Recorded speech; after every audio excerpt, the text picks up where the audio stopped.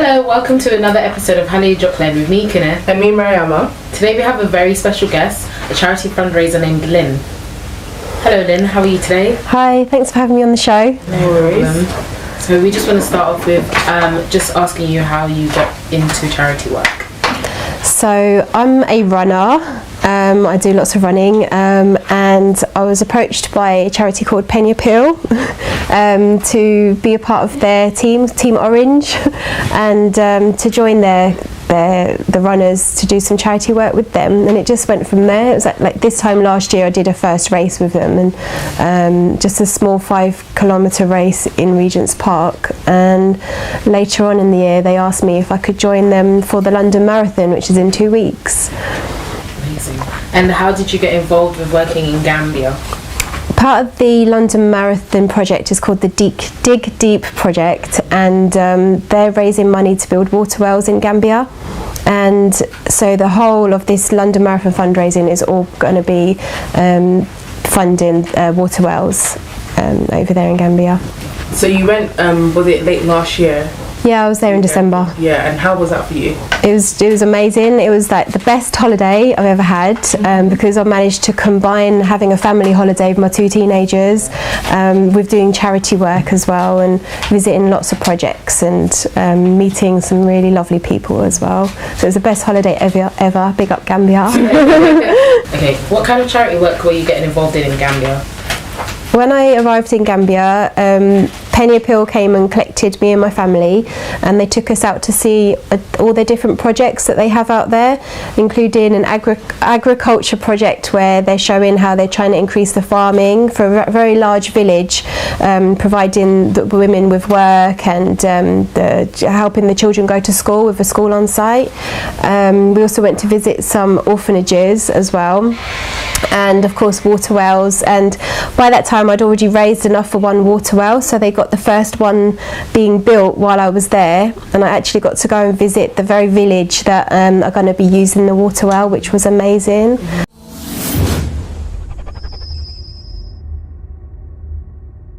For water?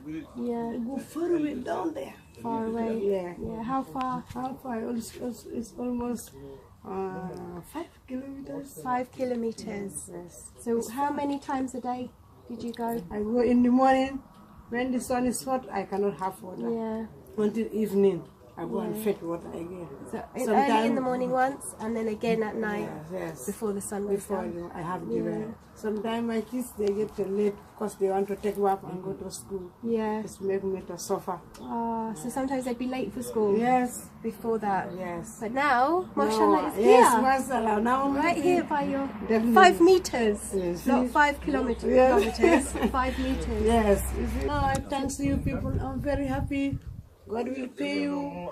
First time I'm suffer and my kids, but now you see, I just take a step. I have water. I do all my work. So I thanks these people to have more water and more money to help donate people in this society. Thank you very much. I'm very happy. And your children, you said that your children as well got involved in the charity work, so how was that for them? Whole new experience. Yep, so I took my daughter Samaya, she was 16 at the time, and Adam 14, and initially they were like, oh, we don't really want to go, we don't want to go to all this charity stuff, we're just going to chill out by the pool. But we took them with us on the first day and they loved it so much. Like my daughter, she just, because there's babies everywhere, isn't there, she was just picking up all the babies and spending time with the kids and really enjoying it, and my son was just playing football with the boys everywhere we went. And they loved it, and they actually said they want to go back, and for them it tops all holidays as well. And what is the reception like as well from the people that you're working with in Gambia? They're so lovely, like they are so loving and so happy that we're doing something to help them. What our experience was that a lot of people are saying Gambia is not a country that gets a lot of aid. It doesn't get a lot of support from UK and other Western countries. So for them, when there are people from UK going out and actually getting involved and doing work and raising money, they're so overwhelmed and happy by that, and their love in return that we receive back is just, it's beautiful. It's really nice. And what is this project that you and your husband are also trying to do out there as well? So once I've finished raising money for the water well, so after the London Marathon, and by the way, we've got just £400 left short of 16,000, so I'm hoping your viewers today will help me reach my target for the big day on the 22nd. After that, we want to get involved in helping some of the guys and the ladies actually as well that were on the beach near our hotel in Kololi. And when my husband went to visit, when he said that he wanted to go and pray, some of the guys that we'd got friendly with throughout our stay that worked on the beach, they said to him, come with us and we'll come and pray where we pray. And when my husband saw how they were praying, he was a little bit, surprised at the conditions, that they had just used breeze blocks to kind of section off sort of this shape on the beach, and they were praying directly on the sand, putting their face directly on the sand. And they were saying that sometimes, because people don't know it's a place of prayer, people would come and urinate there, and maybe move the bricks around, and they want somewhere where they can pray in a nice clean place, sheltered from the sun as well. And so my husband wants to also raise money for that as well. So once the London Marathon's over, we're going to start thinking about helping those guys on the beach have a place to pray. And also the ladies that I was friendly with, Fatima, I love you, Auntie Fatima. She's such a beautiful lady. She made my my outfit, which I used, and wore at my African themed night that I organised. But she's making wudu just with using bottles on the beach. So it'd be lovely if there was also, when we do build this mosque, inshallah, that the ladies have also got a private place where they can go and do their ablution as well. So that's what our hope is for the future. That would be good. And you are now preparing for your marathon. How is that going? It's been really intensive up until the last week or so. So I was running 5 days a week. My longest run was, in the end, it was 3.5 hours in one day on my feet, which was really difficult. Over a period of weeks, it was ranging from 3 hours up to 3.5, and now it's being scaled back. So that I get a resting period where I don't have to be on my feet as much throughout the week, ready to build strength and recover before the big day. But 5 days a week was really, really difficult, and it got to the point where, because I love running and I used to love being able to go out and run, it got to the point where you have to run instead of because you want to run. Starting to feel a bit resentful about it. But now the day's getting closer and the runs are getting shorter, and I'm starting to enjoy it again now. Yeah. Do you find that your body gets used to running the long distance because you've been doing it for a couple of years? I don't know. I don't think anyone could ever get used to this unless you're like Mo Farah or someone. But even he takes breaks.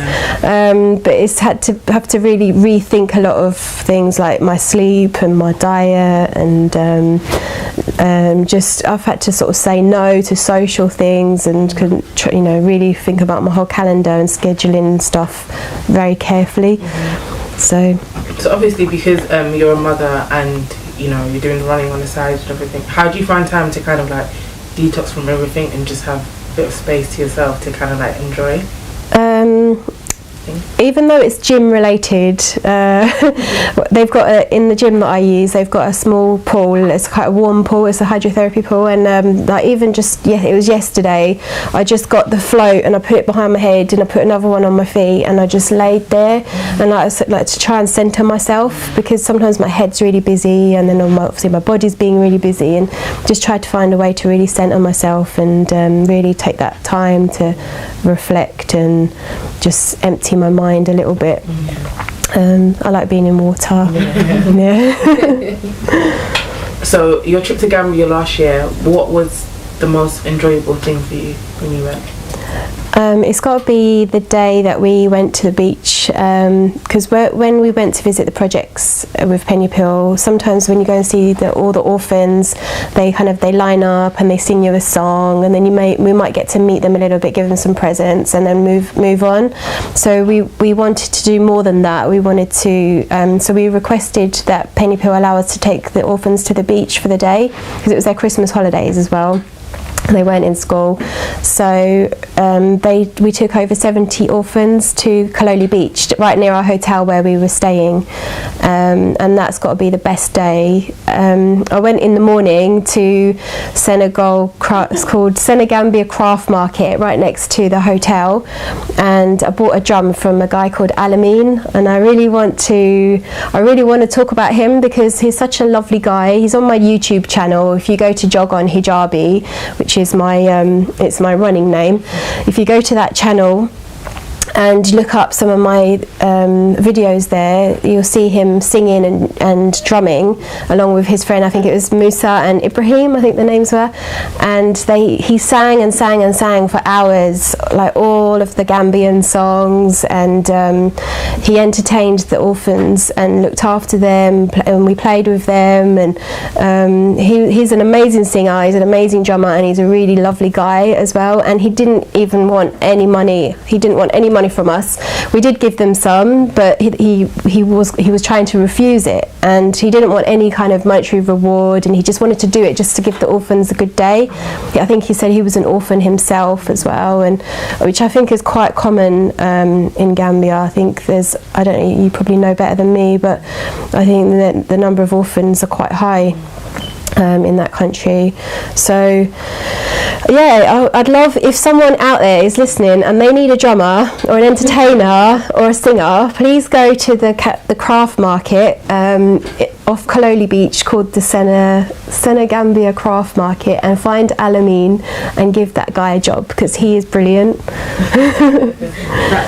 So when you are out there, how is it like, because I haven't been able to get involved in anything, so how do you go about getting involved in doing some charity work while you are in Gambia? Penny Appeal is very inviting, so if you wanted to go through an established charity, you could get in touch with them. They'd be really happy to take you out and show you the projects. I've also got contacts. If anyone wants to contact me, we made new contacts while we were out there as well. We did some work. Well, actually, one of my husband's friends from Ilford, he's been building a massive mosque in Karawan, which we went to visit, and while we were there, we were able to identify families that were struggling. There was a man who's long-term sick, he's unable to work, and just about £20 a month you can buy a big bag of rice, and they were saying that the majority of wages for the lower on the economic scale of things, a bag of rice takes out the biggest chunk of their wages. So even if we were to help just £20 a month, there was some change left over for other things, that's going to change lives massively. So if anyone wants to get in touch with me, they can, jogonhijabi@gmail.com, and we're looking to identify families all the time to help support them. Like I said, just with even £20 a month can change their life massively. And with the building of the wells, how much do you feel like it would change the people's lives in Gambia? It changes them massively, because for some families getting water is a daily struggle. Sometimes the water well is miles away from where they live. You guys probably know, like when you travel down the main roads, all you see at the end is the water pumps and loads of kids and women just with the water pumps filling up the containers, and then they have to carry that heavy water back to their homes in the villages. If they were to have a water well either in the village or closer to their home, it would mean that they don't have to travel sometimes miles a day carrying that heavy weight. So do you know how much the water weighs? Would you like to try? Yeah. Okay, we have some. In fact, this isn't quite as heavy as some of them. I've brought you an example so you can try yourself. Cool, can I try it first? So how far do people usually carry them? Yeah, that's quite heavy. And how long does it take people to get home carrying? They can weigh up to about 15 kg each, so in each hand. And when what I actually did, one of my ways to raise money was to do what I call the Jogonhijabi water walk challenge, where I got people to carry up to 15 kg either of water or using weights in the gym, and use the hashtag Jogonhijabi water walk challenge, and people from all over the world got involved. I wouldn't say it was viral exactly, but I had people in Morocco, in Kenya, in America, different states of America, people all over the world getting involved and carrying the 15 kg in each hand and helping build the awareness of that struggle and how heavy. Just going to take a break now, but we'll be back with Lynn. A date for your diary. UK's first Gambian fashion and exhibition weekend in collaboration with Interface Gambia TV, Xale Creation, Global Hands and Neutral by Fenye. Live in London, Saturday 30th of June 2018. Designers are welcome to register interest. It's all about raising awareness of the fantastic work being done in our community. More information, go to www.interfacegambia.com. please skip this date free. Now that I have saved some money to build my dream home, I'm really confused about which estate company to approach. My friend had a bad experience with a particular estate agency after completing his payment and could not even get his title deed. This is serious. Good afternoon. How are you? Thank you. My name is Oli, I'm from Hijab Investments. Understood. Thank you. You know, I must say you came at a very right time. Really? I was thinking about houses. Great. What can your company offer me? Hijab Investments can offer you a lot. We're unique in the market. Okay. We own our properties and we ensure that they're developed with modern technologies. They're affordable and they are strategic locations. We don't just sell pieces of land, but we create settlements.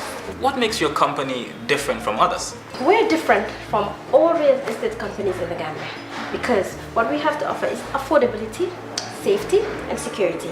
We ensure that you get a legal contract from when you pay your deposit, and within 4 weeks of paying your final settlement, we make sure you receive your title deed. 4 weeks? 4 weeks. That's interesting. Yes. Now tell me, what real estate serves your needs? It's absolutely EJ, investment and real estate agency. There is a land not far away where the sea meets the shore on a golden beach, where the river flows through the forest in 1,000 creeks, a place where people smile and say hello. Welcome to the Gambia, the smiling coast of Africa. The Gambia is the destination for a fabulous holiday. A love of nature is in the soul of the country. The many forests and parks teem with wildlife. Up in the trees, red and green monkeys gather and sometimes come down to play. Other natives of this forest are perhaps shy.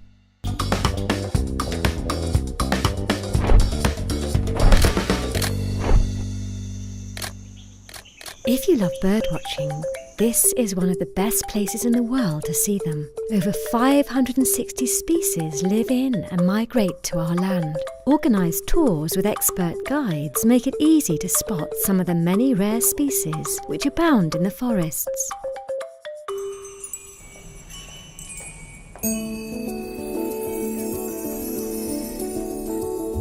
If it is luxurious surroundings and a warm welcome you're looking for, this is the perfect place.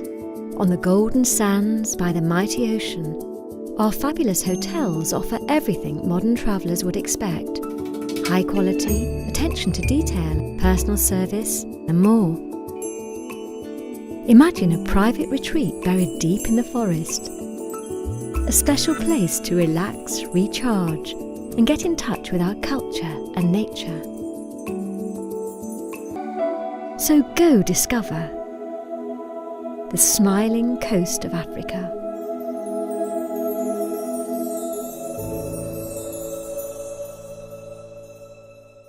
Yo, this one for a blessed Gambia.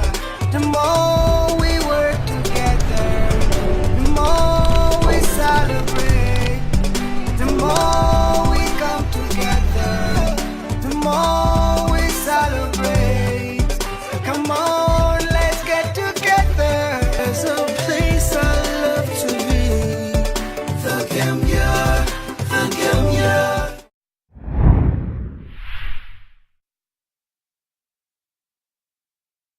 far, and it can vary. So some might just be about 1 kilometre, but some can be even more. Like I spoke to one lady who she had to walk in the morning for 5 kilometres with her empty buckets, fill them up and bring heavy water 5 kilometres back, and then do that again in the evening. And she would say her children would be late for school a lot of the time because she was late from coming back in time to get them ready. So it's a daily struggle for thousands of people. Yeah, it can be quite a task. Yeah. Because when my grandma's from in Badibo, the water well, it's not that far away, but I think I first did it when I was like 7. So I had to carry a bucket on my head and I dropped it. So I don't understand how they do it like on a day-to-day basis, because it was quite a bit of a struggle for me. Yeah, more than once in a day as well. Yeah. To travel, because water's for cooking, it's for cleaning. It's you need it for everyday life, really. So. And a lot of the time, this job is for the women and the children. That mainly they're the ones who are designated to do the trip to get the water. So the men would perhaps be going out working and labouring, and the women would be collecting the water, which is a big job for them as well. And sometimes it means that the kids are not able to go to school because mum might be busy with the younger babies and the children, or even herself working, so they give it to some of the younger children to go out and collect water, which means they're not being educated. So it will massively change lives. Definitely. So do you have any plans of going back to the Gambia? I can't wait to go back to the Gambia. I'm hoping to go back in December, and by then the well that I visited first will have, it should be completed now already, but I'd love to go back and see some of the people again and find out how their lives have been changed by that well, and hopefully we'll have at least 3 more wells to visit as well. Aside from the charity that you're doing, what else do you get up to when you're in Gambia? Well, the beach is really nice. In December is a beautiful time to go, like you were saying before. It's not, in fact, it was perfect weather. It's not too hot, it's not too cold. The sea's okay. It's not a cold sea. So I like to go to the beach. Can we talk about Pokololo? Pokololo's got a really nice vibe as well, hasn't it? In the evening, Pokololo on the beach. What else? When I go, I like doing horse riding. Yep. Going out to eat as well. Just spending time with family as well. Really, like it's quite nice to see how different families out there are. Because I know here, I mean, I live alone at uni anyway, but when like my brother and my mum do come down, we like all eat on one plate and everything, and it's nice to see it back home as well. Yeah. What food do you like? Which ones? We were actually discussing this. Like, my favourite Gambian dish is, what did I say? I forgot. Supa, I think. Yeah, it's like this okra stew thing with kind of like rice and meat and stuff. Yours? Yeah. For me, because I cook, I think the easiest things are would be my favourite. So, like the grilled chicken with onion yassa, which is very easy to make and really quick to get home to. So. Which one's the peanut one? Is that yassa? Yeah. Oh, yeah. My daughter loves damada, and it's funny because when we're on the beach, we know a lot of the food out there is targeted towards tourists. So you'll just see your normal like chicken and steak and burgers, and we were like, we want to try some proper Gambian food. Like, well, how can we do so? When we were chilling out on the beach, we asked the ladies that were working there, Bintu, like, and everyone, we asked them to get us some proper Gambian food. So she went off to where the locals eat and she brought us back takeaway, and it was the best meal we had out there, and that's when my daughter discovered damada. And then she had it nearly every day.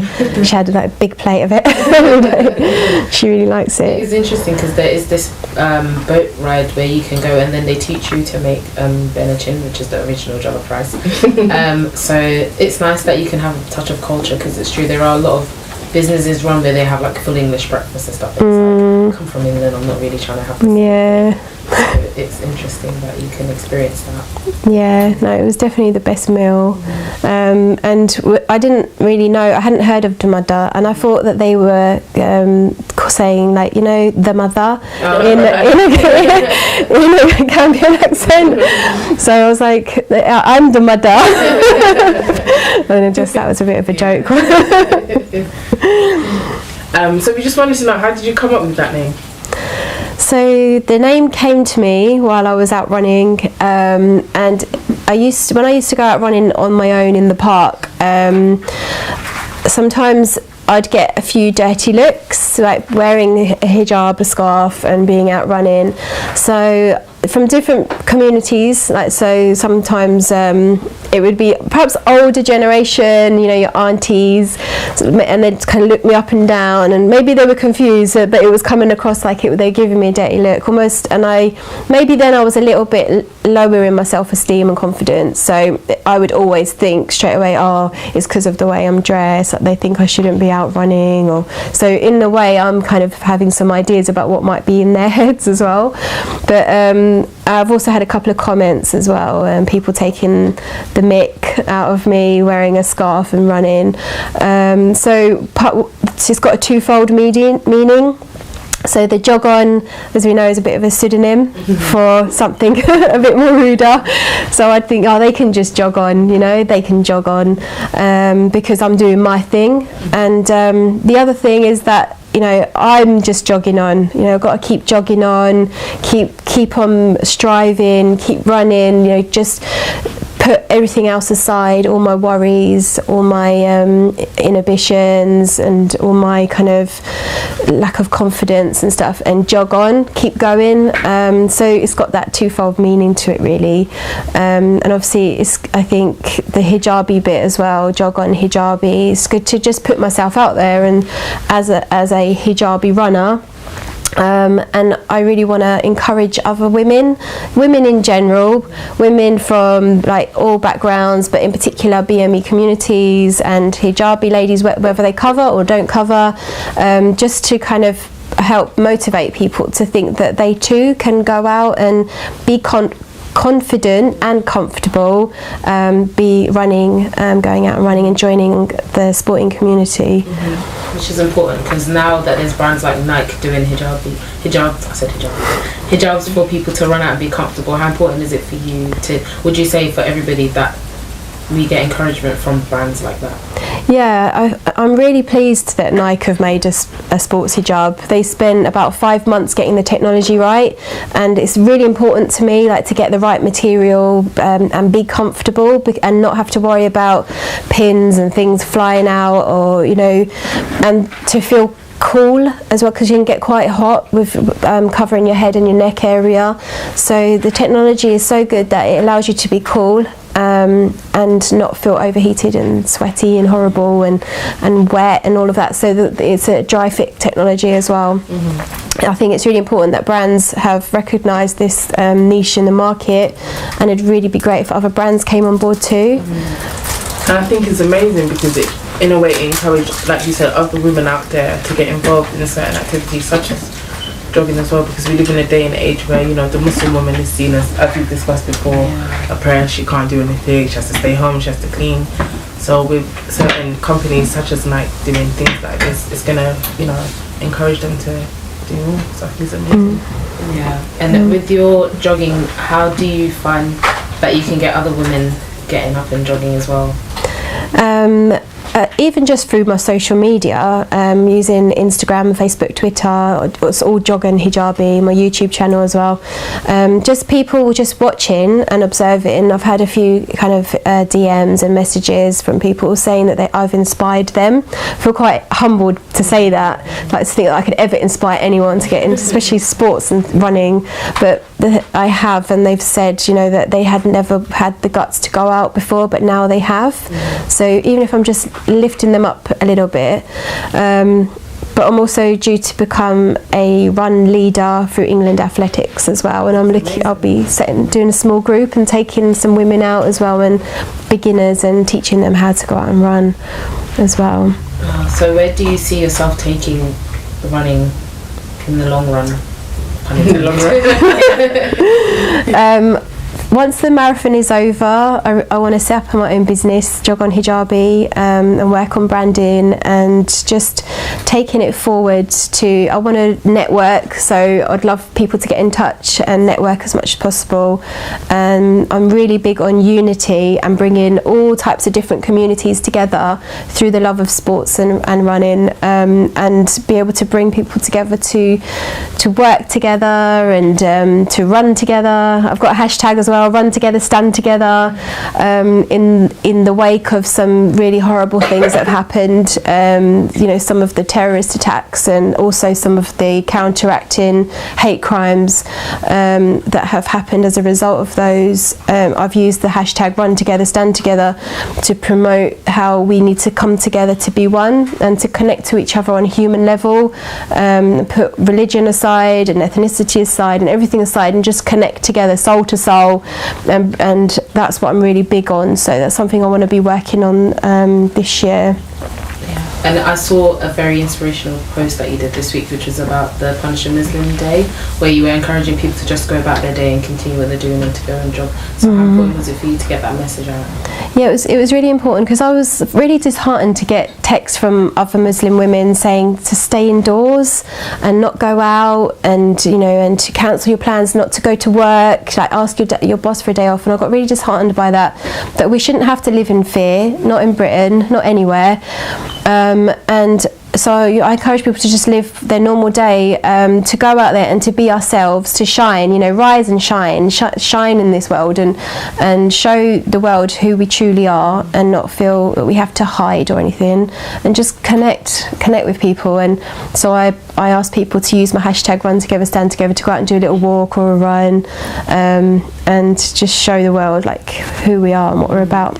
It is really crazy how in this day and age people are still trying to scare people in their own community. At the end of the day, everyone shares this community, so yeah, it's nice to have somebody that is giving encouragement. Yeah, and we know that the majority of people are good. Yeah. The majority, and there's only a tiny minority of people who will say something or act in a bad way. But I go by the kind of the feeling that the majority of people are good human beings, and they would also jump in for you if that one person, there's always that one person, you know. Amazing. Well, we're just going to go on a break, but we'll still be back with them. There is a land not far away where the sea meets the shore on a golden beach, where the river flows through the forest in 1,000 creeks. A place where people smile and say hello.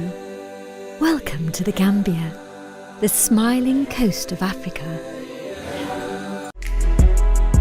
A date for your diary. UK's first Gambian fashion and exhibition weekend in collaboration with Interface Gambia TV, Xale Creation, Global Hands and Neutral by Fenye. Live in London, Saturday 30th of June 2018. Designers are welcome to register interest. It's all about raising awareness of the fantastic work being done in our community. More information. Go to www.interfacegambia.com. Please keep this date free.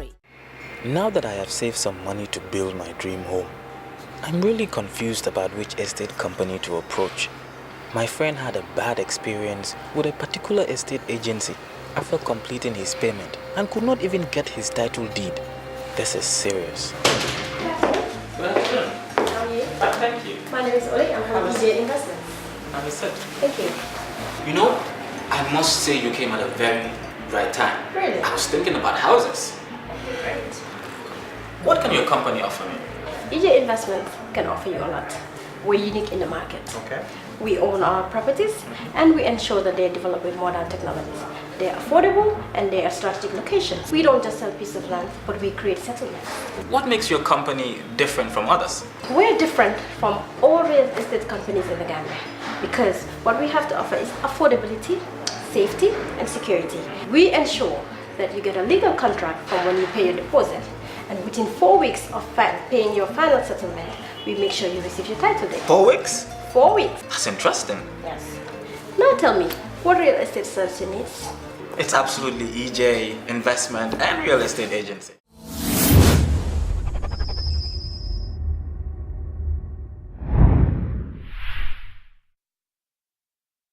Yeah.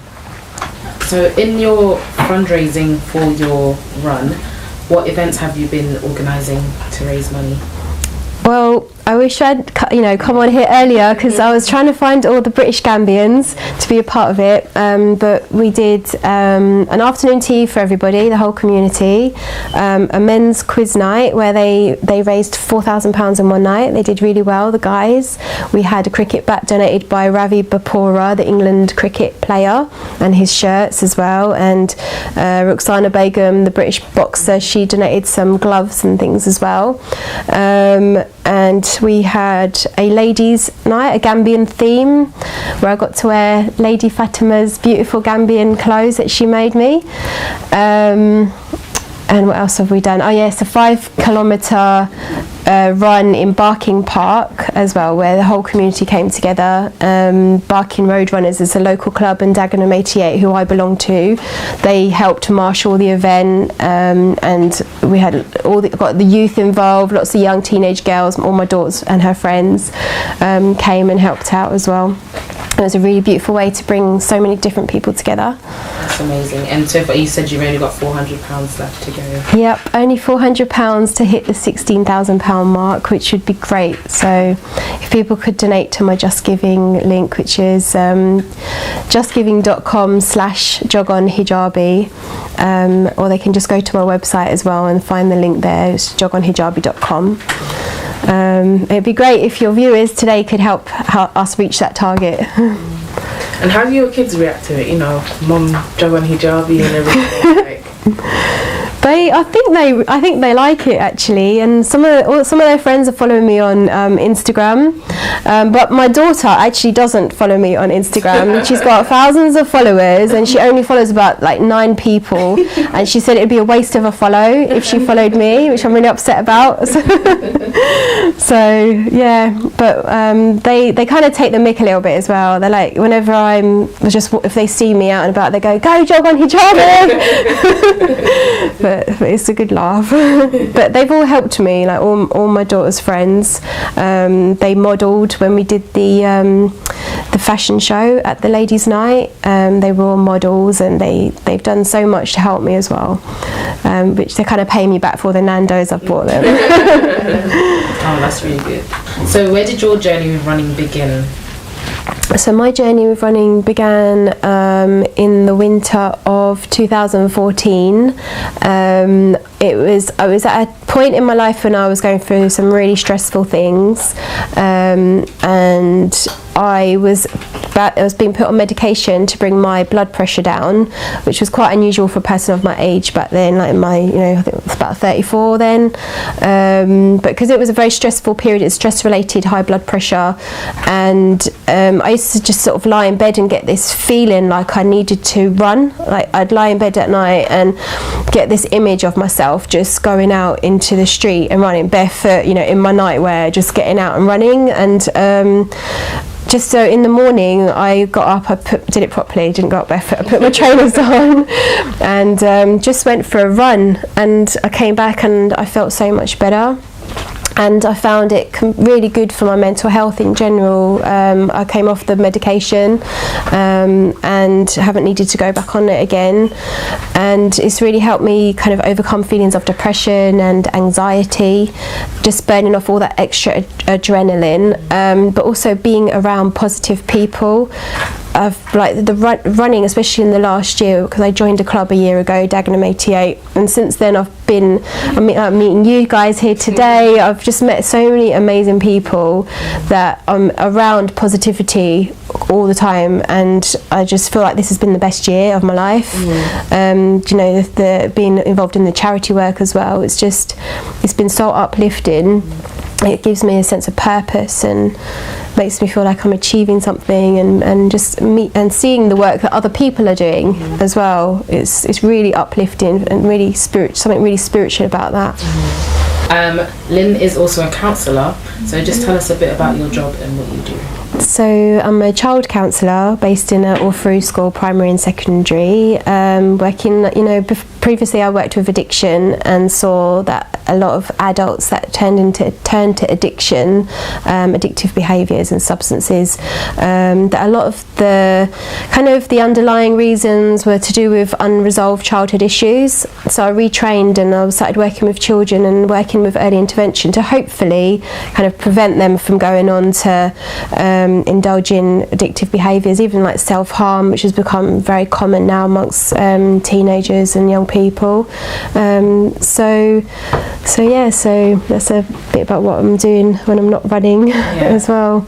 And do you believe that people underestimate the feeling of when people run, like mentally as well as physically?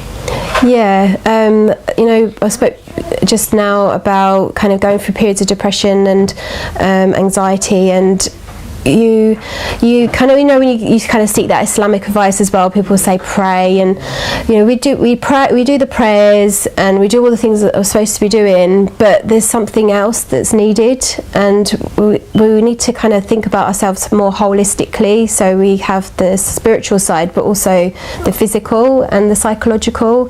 So it's about in tuning all of that together, and running really has helped me to bring all the different parts of myself together, and then be able to take the social sides. You've got bio, psycho, social, spiritual. It kind of ticks all the boxes, which is why it'd be really great to encourage some of your viewers who perhaps are thinking about getting into running or procrastinating a bit about it, or other sports and fitness, that it really does help bring stress levels down and just make you feel a lot happier as a person. To those that are procrastinating, what would you say is the best way to just get started? Because I think that's the hardest part of. Yeah, even just going out for a walk to begin with and then slowly building it up. I remember the first time I ran just 1 kilometre without stopping, and then I ran 2, and then I ran 3, and the day that I ran 5 kilometres without stopping, I was just so happy because I was just meeting new goals. And if someone had told me then, like 4 years ago, that you'd be doing the London Marathon, I would have said no. But here I am today, just 2 weeks away, and hopefully we'll be completing the 26 miles. So if anyone can run, and people say to me, I can't run, I can't even run for a bus. That's not true. Everyone can run. So how do you feel leading up to the London Marathon? Are you scared? Are you nervous? I am a bit. I'm mostly excited, but I'm also scared and nervous as well. A real mixture of feelings. But I've got some tattoos, like this Gambia flag here on the table, and I'm going to be putting them on my hands. And every time I'm struggling, I'm going to look down at my Gambia tattoos, and I'll tell myself I'm doing it for them. Use it as motivation. So obviously you're doing charity work for the Gambian community. Is there any way, shape or form that the Gambians here in the UK can actually support you to make sure that you do reach your goal? I spent quite a bit of time Googling British Gambians and found it really difficult to find actually where you all are. That's why we got Hijab. Yeah. It's great what you're doing, because hopefully your show is going to help link up all those people that are doing amazing things. I know you had some music artists on here. Hopefully you'll get more people on and we can actually see how you're shining and get in contact with each other and do that networking. So I guess what I would really like from the Gambian British community is to get in touch, to invite me to your events. Let me come. I really want to meet you. I want to work with you. So please get in touch with me so we can work together, run together, stand together. Yes. So, because there's a lot of young people as well, how do you think we can coordinate to work abroad as well as here to help out? It'd be, I don't know. I mean, have you got established charities out there we can work with? Because obviously there's quite a few charities in Gambia as well that do a lot of different things. So. Yeah, I guess they probably we need to give them that platform as well, and use the resources that we have here. And like, we know Wi-Fi is not great out there, right? So even if we're just using our Wi-Fi here to all our pennies, all our money to add up, and our resources, and what we have amongst ourselves is skills. We have so much of a good skill set. We have photographers, we have fashion designers, just to put all our skills and our resources together to be able to do some more events, fundraise, you know, even if we have like bake sales or damada, like get people to like see your culture as well. And because people, I before I went to Gambia, I didn't know much about Gambian culture at all. Never heard of your foods, you know, so I think it would be good to show more people like me like what Gambia is all about and put you on the map. Yeah, and as you said, because it's the smiling coast, everyone's always smiling, so just that little effort that people do put in makes people really happy out there. And it's true, the smiling coast of Gambia, because I was telling you earlier, wasn't I, that I hadn't heard that phrase, the smiling coast of Africa, sorry. And when I was we were in the car driving around one day, we went all around the whole of Gambia, went right the way up to the north as well in Karawan, and I said to my husband, look, every time we pass someone, they just look up with a big, massive smile on their face, and he goes, it's not called the smiling coast for nothing. Yeah, people literally take that into their heart, which is good. So the event you had, the ladies' night, tell us a bit about it. What did you miss out on? We missed out on a lot. We had a fashion show, Chic and Thomas, who you'll find at Walthamstow Market every first Saturday of the month.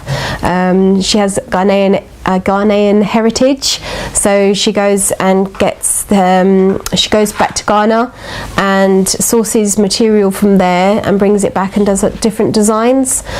She put on a fashion show for us, and we also had Shades of Hijabi, a young Nigerian girl group who I was invited to go to one of their events, and I saw them performing some spoken word, and I asked them to come and perform at my ladies' night as well, and they did. Who else did we have? We had a really nice couple of ladies who called Fit Lounge, and they did a talk about empowering Muslim women and looking at women of history and how they were really proactive and how we can take them as role models. They also have a gym and some spa, and they sell really beautiful products, some African soap and things as well, the black soap that you get. So they came and supported as well. So yeah, and we had some really nice food, but unfortunately it wasn't African food. Unfortunately. And I hear you guys are not really hot on desserts as well, because we were saying, okay, if we're not having African mains, then maybe we should have some desserts. And everyone I asked said, well, we don't really do dessert. I mean, is that right? Because we actually are, Gambians are. I don't know if there's a wide range of desserts, like say like British. We don't have it's not as much. Yeah. There's probably more of like snacks than desserts. So we've got things like chakri, rui. But Rui's not. See, this girl knows. She knows about it. It's like porridge. It's not.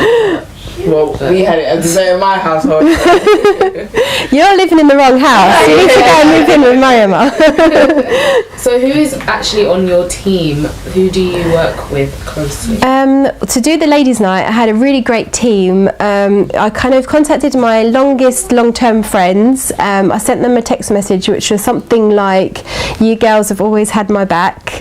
I really need your support just to help bring ideas and bring an event together, and help to share that reward. And they all said when they got that text, they're like, how can we say no? So like a band of my closest girls, who really helped me and supported me, they've always been there for me for the last 20 years, and they helped me put that together. And a special shout out to Nitu, who was my PA, one of my besties, and she probably had a more stressful job than I did, but yeah, they were my band of warriors who put that event together. My husband, he calls himself just the bag holder, but I call him not just the bag holder. I got him a t-shirt made with that on as well, not just the bag holder, because he's also the photographer, he's also the feet rubber, the bath runner, he's really supportive as well. And yeah, the house is becoming a mess, you know, because I'm out of the house a lot more. He's doing more of the tidying up, but typical bloke putting everything in the wrong cupboards, you know. My son is doing it on purpose and has openly admitted, Adam, that, you know, that he's going to mix up the spoons and with the knives on purpose. So he's sabotaging chores so I don't ask him to do it again. Yeah, so done that anyway. Just support from even you today, and people giving me a platform and helping me to talk about what we're all about and promote the work I'm doing for Penny Appeal and outside as well, and support from all over the world. Just encouraging, like if people follow me on say Instagram and they write a comment, just well done, I love what you do, it boosts me. It's just, you know, sometimes when we're in our own heads and we're having negative thoughts and sometimes thinking bad thoughts, and I see every positive counteracts 5 or 10 negative thoughts. So every positive thought just helps lift me and boosts me up as well. Yeah. And where can we find you? So on, like, social media? Jogonhijabi. What other kinds of charities would you say, from what you've seen in Gambia, what kind of work can we do? I was quite surprised to when I'd be out and about. I like to talk to people, and I talk to the kids a lot. You know, I used to take a lot of lollipops in my handbag and give them a lollipop, and they'd be really happy. And actually, they prefer lollipops to money, because when you give them the money, the parent just comes along and takes it. But if you give them a lollipop, that's theirs. Like, no one's taking that lollipop off them. But I talk to them and find out a lot of them are not in school, and that really upset me, because you think about our kids here, and it's just a given. It's by law they have to be in school, and the fact that there's so many kids out there that are missing out on education, and what that means for the country, that it's, you know, that they're not putting into their young generation to be able to lift up the country. So it'd be really great to have more projects out there to provide families with money so that their children are able to go to school. The children don't have to work or go and collect water, so that and fees are paid. And I was talking to my friend Bintu on the beach, who said it only costs around, I think she said, between £100 and £200 for an entire year to pay for a child's education and their books and their uniform and everything. For British people, £100 for a whole year is nothing really, is it? Is it about 20p a day or something it works out to? So what would be really good is to, and that's maybe what some of your viewers who are interested in that can help me come on board with, and we can support one another to try and get more kids in education, which will lift Gambia up and help it to rise up and be more economically self-sufficient. Unfortunately, that is all we have time for this week with Lynn, but can you just let everybody know where they can find you on Instagram, Twitter, and also where they can donate further to the cause? Yep, so donations first, justgiving.com/Jogonhijabi, Jogonhijabi.com, Twitter, Instagram, Facebook, YouTube, all Jogonhijabi. So please follow, comment, like, and share. Share is the main one, so that we can get the word out. Thank you very much for that, and all the best on the marathon. Thank you. Thanks so much for having me today. Hi everybody, so here we are at the site of the well at Busambala Sanchaba village in Gambia, and this is where all the money that you have donated so far is going. Construction of the well has been happening for about 2 weeks, and they're quite a few meters down already. So keep donating. This is where the money is going. It's going to serve around 600 people in this particular area. At the moment they don't have any access to water at all. People are having to walk for miles carrying up to 15 kg in each hand of water. Children and adults, everybody carrying water from very far every day, sometimes twice a day. So now this well will mean that they don't have to take that trip anymore. But we still need to raise more money, and let's try to raise more wells just like this one. So your donations are really going to count. 100% of your money will be going to this cause, fully zakatable, 100% donation. And it's just so fantastic to see it here, and the very people that are building it, and the very community that it's going to serve.